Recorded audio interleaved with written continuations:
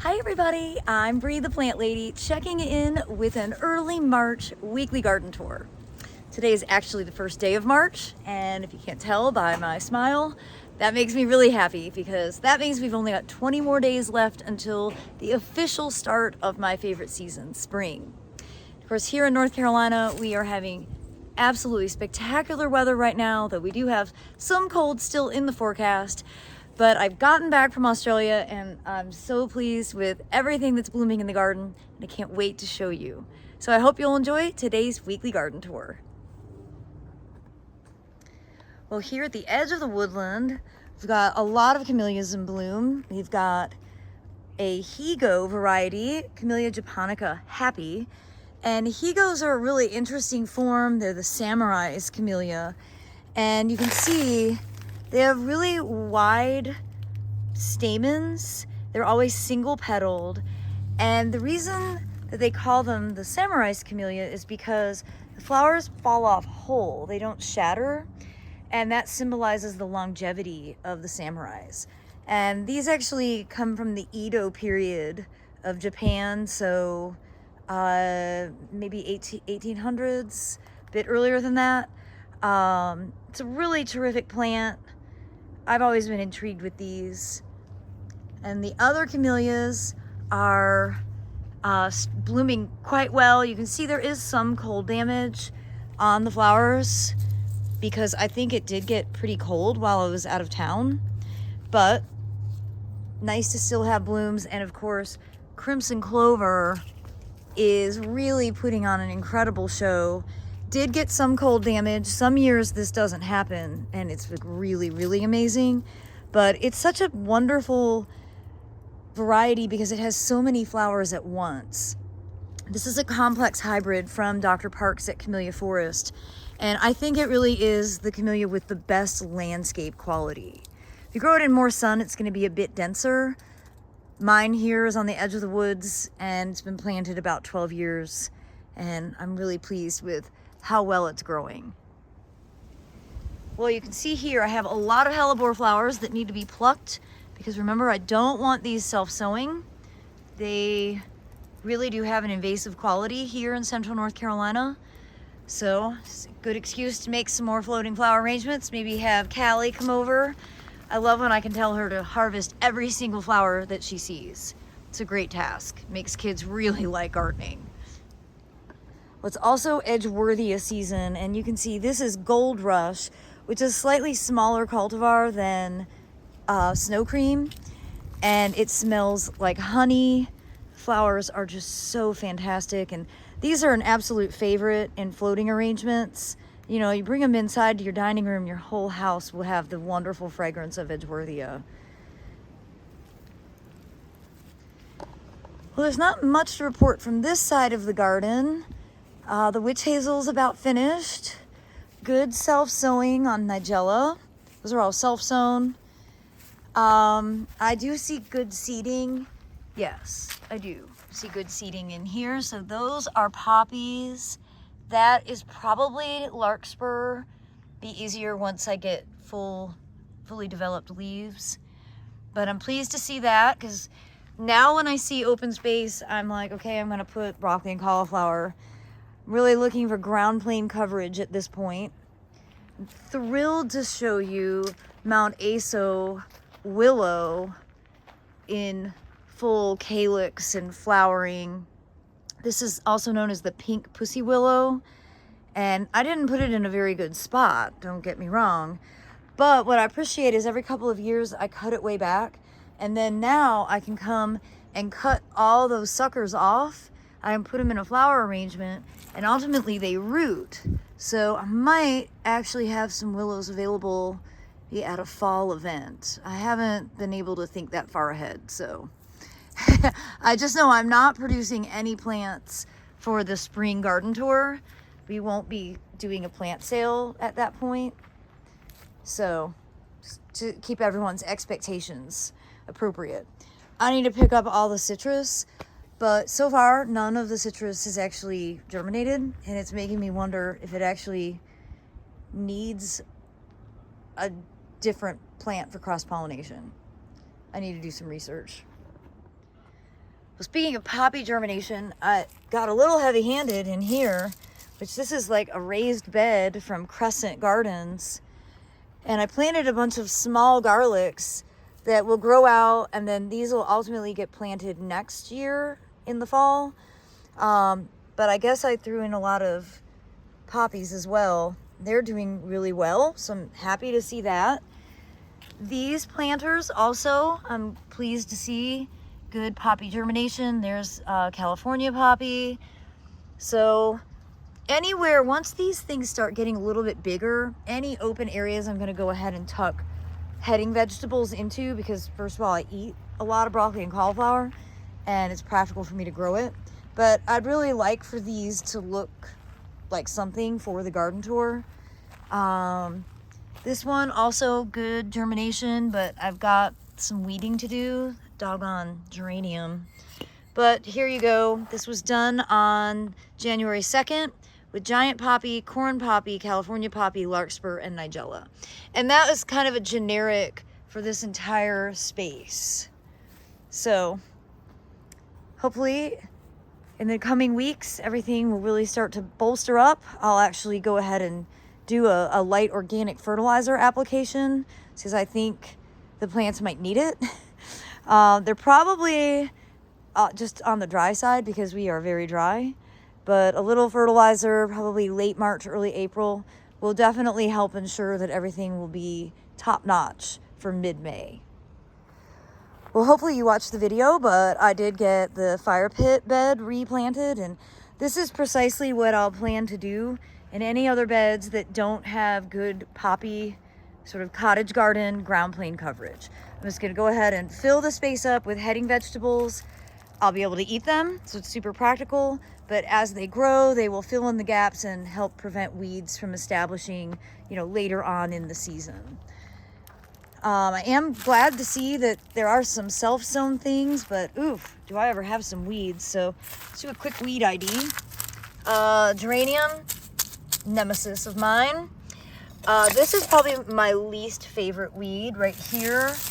And I call it the Velcro weed. It has a couple different common names, but this one is really persistent. I think it's also called cleavers, and it sets a lot of seeds. So remember the trick for winter weeding, get them now before they initiate flowers, and then you will eliminate the seed cycle.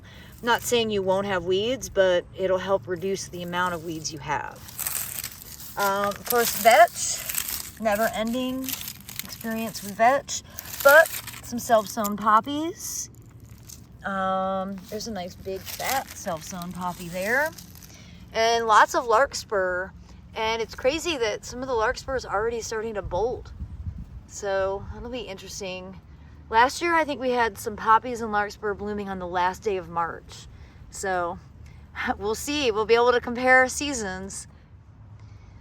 Well, when I got home from Australia this week and walked outside, I was like, okay, spring has sprung, the daffodils are blooming, and wait till you see out front.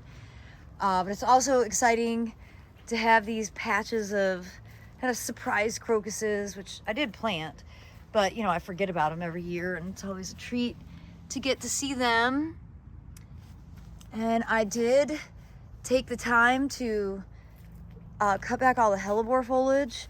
You can see there's lots of flowers still, so the next couple of days I'll just make all fresh floating arrangements, pluck every single one of these blooms so they can't self-sow. I think it's actually a really good compromise for growing a plant that you love but managing its bad characteristic. That's really one of the main roles of floating flowers for me, so I don't have to feel guilty about growing plants that might otherwise be badly behaved. Well, October affair is starting to reopen, and I'm glad to see there isn't too much cold damage down in that bud. This definitely got hit from last week's cold, and I'm not sure these flowers are actually going to amount to much, but nice to have at least a few. It's certainly a favorite camellia of mine, also introduced by Camellia Forest. Well, you can see quince is starting to bloom. The Lindera foliage is still holding on. That's that tardily deciduous habit.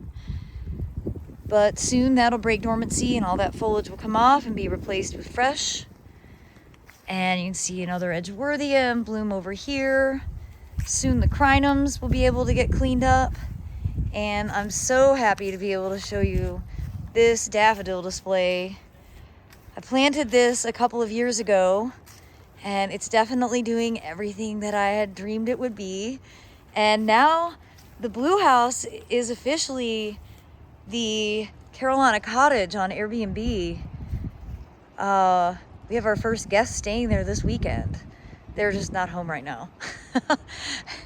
I'm not going in. I'm just walking the yard. But I got to fill their house up with daffodils so that they had a cheerful greeting. And I actually haven't investigated to see what the germination rate in here is, but I am seeing grains germinating, so that's encouraging. And again, once, I would say maybe by the end of March, if this bed has open spaces, I'm just gonna, I might even insert pots like I did last year to fill in any bigger gaps, but I'll just plant a bunch of heading vegetables and let it be a proper foodscape. For now, we're going to ignore the wave because I haven't done anything and it looks like crap. So, there's the update. Iris unguicularis is just kind of finishing up. It's been blooming for a couple weeks. It's always a favorite winter blooming iris. And this bed is otherwise pretty boring. Not a lot to show.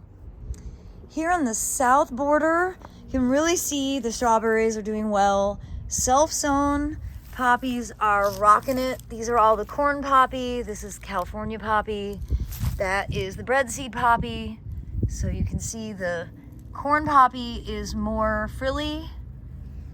The California poppy is very silver and dissected. Not great germination because I think I let it get too dry. So that's fine. This is a great place for heading vegetables. I mean, there is stuff germinating. So again, I think I'm gonna wait till the end of the month. And then my seedlings will be bigger and things can get established. This section of self-sown stuff is perfect. Like, it's perfectly spaced. These are breadseed poppies. These are the really tall, super beautiful ones. So really happy that this section is doing what it needs to be doing.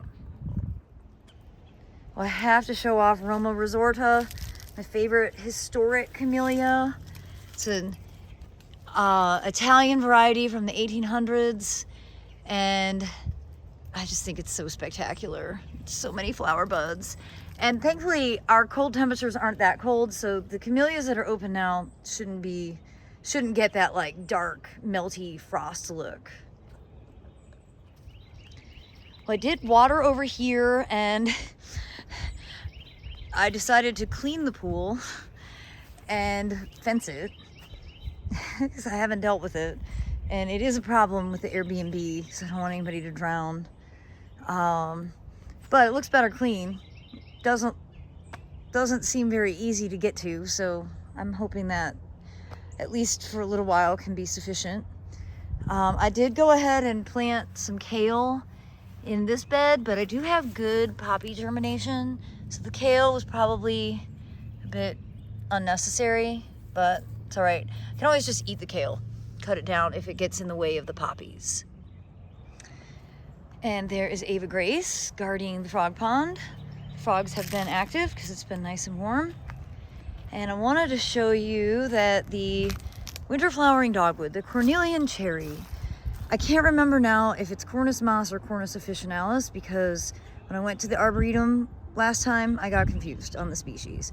But you see, it's a really charming yellow flowering dogwood, and this is the time of year that it always flowers, so it's kind of a welcome thing in early March.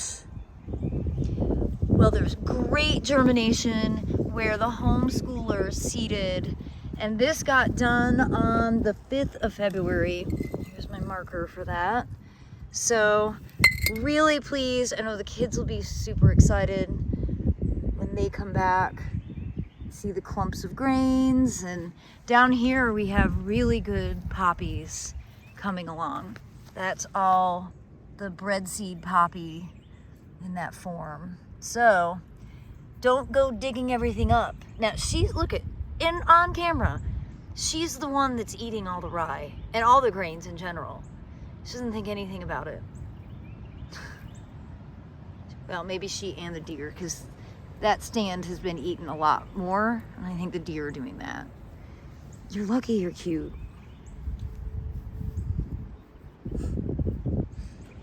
And here you can see snow cream in its full glory. This again is Edgeworthia chrysantha, and it is the fragrant paper bush, and everyone needs to grow this. Now, it's not hardy up north.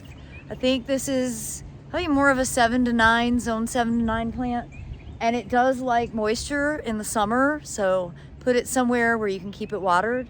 But it is the most spectacular plant. Oh, those flowers smell so good. I wish we had smell-o-vision. Well, everybody, I hope that you've enjoyed this first day of March weekly garden tour. I look forward to sharing more updates with all of you, and I'm wishing you the best.